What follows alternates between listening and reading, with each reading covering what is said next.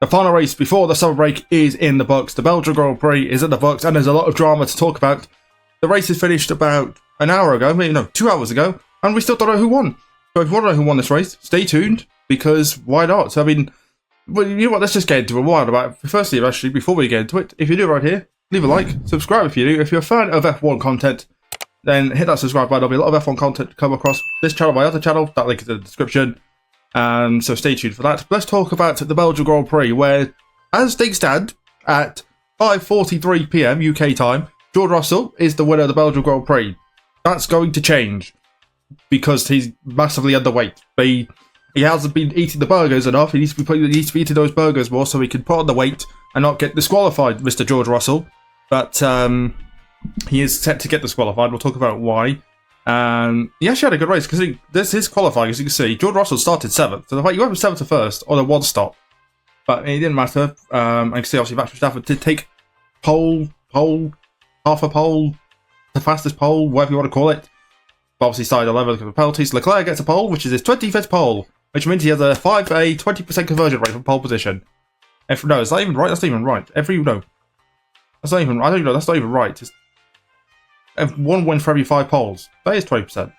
Yeah, it's 20%. That's horrendous, by the way. I think it's actually the way. It might be like, I can't remember. But Perez did something for once in qualifying. Big word, qualified, not race. McLaren were nowhere, but they had a dry setup, although it didn't really favour them in the race. Going down. Daniel Ricciardo 13th, potentially his final race. Who knows, based on the rumours. And Joe Guanyu doing Joe Guanyu things at the back. That's enough qualifying stuff. As you can see, obviously, George Russell did cross the line first, but he's 1.5 kg underweight, or 1.8 kg. It was one of those two, which is around 2 seconds slower, because when you can see 1.1 seconds coming top 3, it's a lot. That is a lot of time that he gained because of being underweight.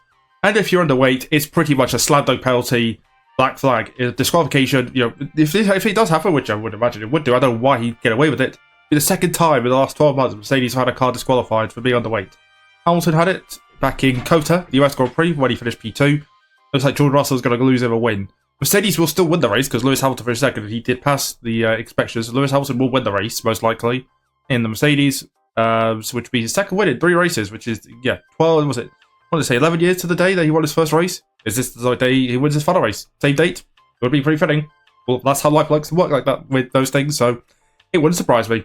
Oscar Piastri, who had a fantastic race after winning last week, backs up with a podium here today, will be P2 after this qualification. The quickest McLaren weekend, and massively ahead of Norris. Norris, we'll talk about Norris when we get to it, but Piastri did a great job getting a podium, close to the win, but still a podium was a good result for him. Charles Leclerc from pole to 4th, could be third, we'll get a podium most likely, so it's not too bad for him. Max Verstappen, not pretty good result, which will be from 11th to 4th, that's good damage reputation from Verstappen. Lando Norris, wait, what's that? Hello, Lando? I'm still waiting for Lando Norris to turn up for this race.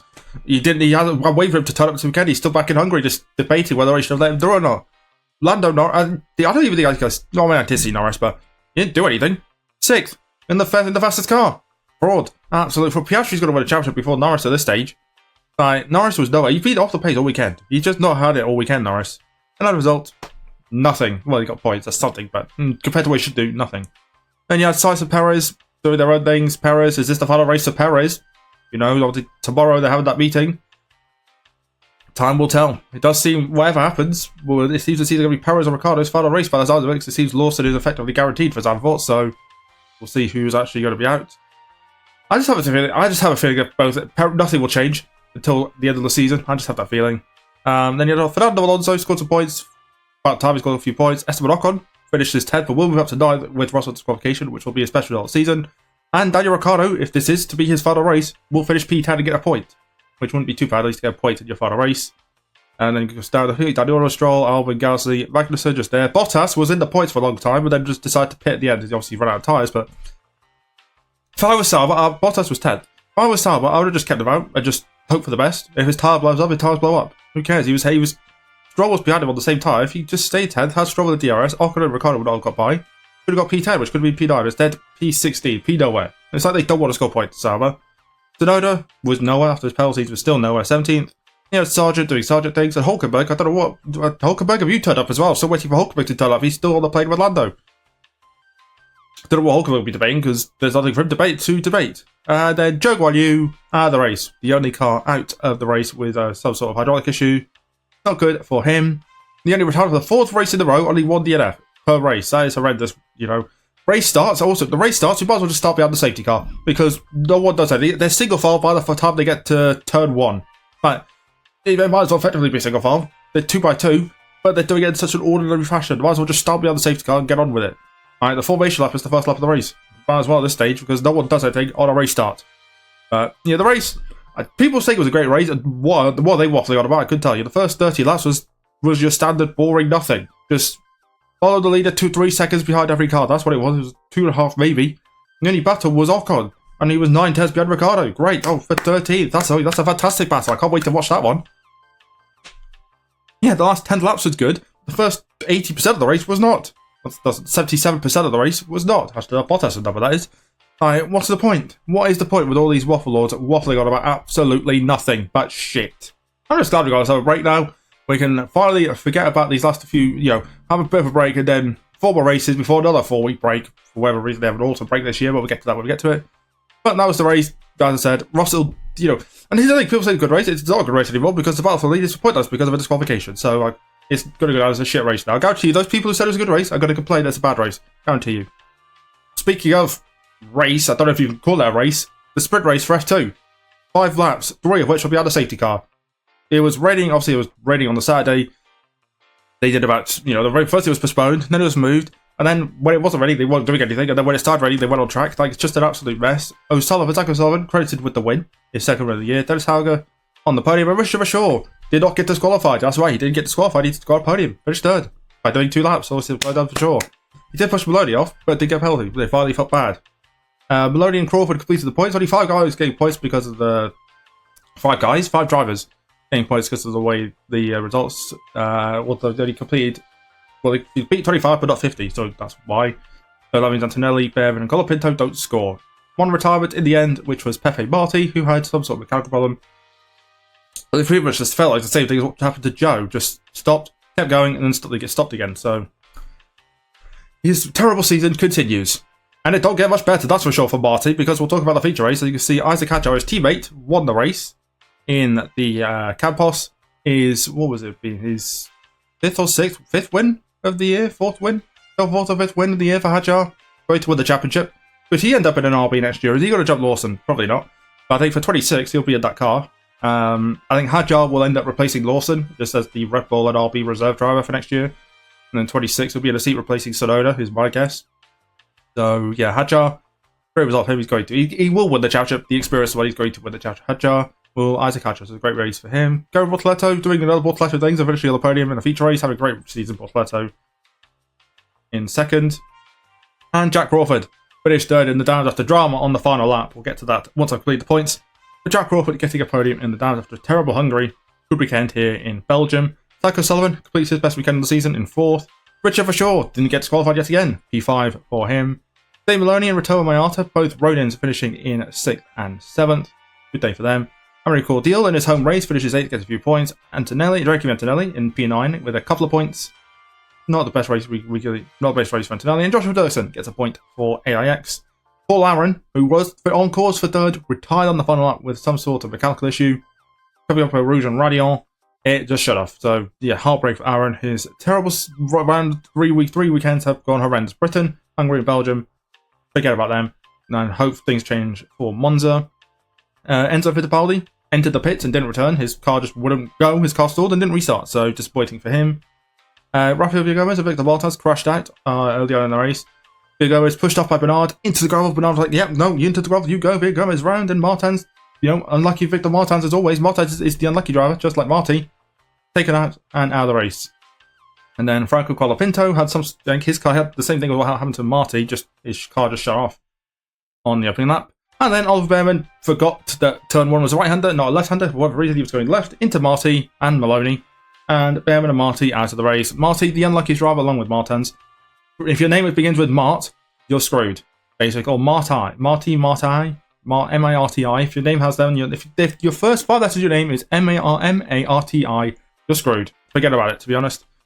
Yeah, both out of the race. Behrman got both Behrman going to get a penalty for that. Fabric got a penalty for the next race. Antonelli also got a penalty for technical infringement, which was a suspended penalty at Silverstone because he did it back then, and then he repeated it. And if you do it again, you get the penalty. So Behrman not learning from the lessons. Typical Behrman sums up this season, to be honest. Then we move on to F3. I should actually say F2 was actually good. Both F2 races. Well, the F2 feature race was good. That's all I could. The sprint race doesn't count. Then we move on to something that did F3. Both F3 races. Well, actually, the sprint race didn't really deliver because of the rain, but the feature race absolutely delivered. They didn't really actually. I actually have to say that it was a safety car fest, so maybe it didn't deliver. One we did get racing, it did. So anyways, sprint race. Dino Beganovic won the race in the Prema. His second win of the year, much needed win for him. Although his championship is pretty much over now, effectively. He's still mathematically in it, but realistically, he's not. He did win the race, though, his second win of the year. Gabriele Mini, championship leader at the time, finished second on the podium, and Noel Leon continues his good season, rookie year, in third on the podium. And then going down the order, see Tim Travnitz got a good result for him in the few months, went fourth. Sebastian Montoya actually had a good race, scored points, about time. And, Oliver Goethe, Callum Voisin, had another good race for him. Santiago Ramos, Leonardo Vonarelli, one of the challenge contenders at 9th, and Lars van Heuven in 10th, getting a point. One retirement on the opening lap of the race, which was Max Esserson, who crashed at the top of Radion. Moving on to the feature race, as you can see, Callum Voisin won the race in the Rodin. His first win of the year for him. And if you're a driver going up against Callum Voisin next year at F3, because he said he's doing 2 years, watch out because he's going to win the championship. I'm going to say it now. Callum Voisin, 2025 F3 champion. I'm going to call it now. What a season. He's second half of the season he's having. Since Silverstone, the first track he actually he's been cooking. So, yeah, great result for Callum Voisin.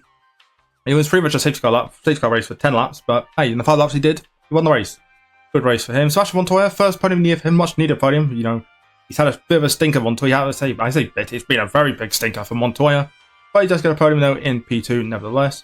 Leonardo Vonarelli takes the lead of the championship with that podium in third. Mr. Consistent, hasn't won a race all year, but he's been consistent and he's on course. He's missed on points twice this year, both in sprint races. So he's delivered winning matters for Vonarelli, and going to his home race, we're looking to win the championship. Noel Leon, another great race for him in 4th. Dario Riccatone gets a good result in 5th. Luke Browning, good race for him in terms of the championship, good all points in 6th. Max Esserson, first point since the sprint race in Bahrain, the first race of the season, in 7th. And you have Santiago Ramos, Tim Travnitz, and Alex Dunn completing the points. He had 5 retirements in the end. Arvid Lindblad continues his miserable weekend, two miserable 2 weekends really. A DNF after getting absolutely wiped out by, I think it was Christian Mansell. Murray Boyer retired after getting collected in that. Well, got hit by Wirtz in the same incident. Boyer ended up getting a puncture. Stood off into the wall and out of the race. Sophia Flores got absolutely decked by Justin Loke. Loke decided, yep, I'm going to go on the inside. No, I'm not braking, and I'm going to use most of my brake, and off you go. So Sophia Flores' terrible season continues. And then you had 2 cars crash out at the same time in 2 separate incidents. You had Martina Stench on spin after contact with Flourish.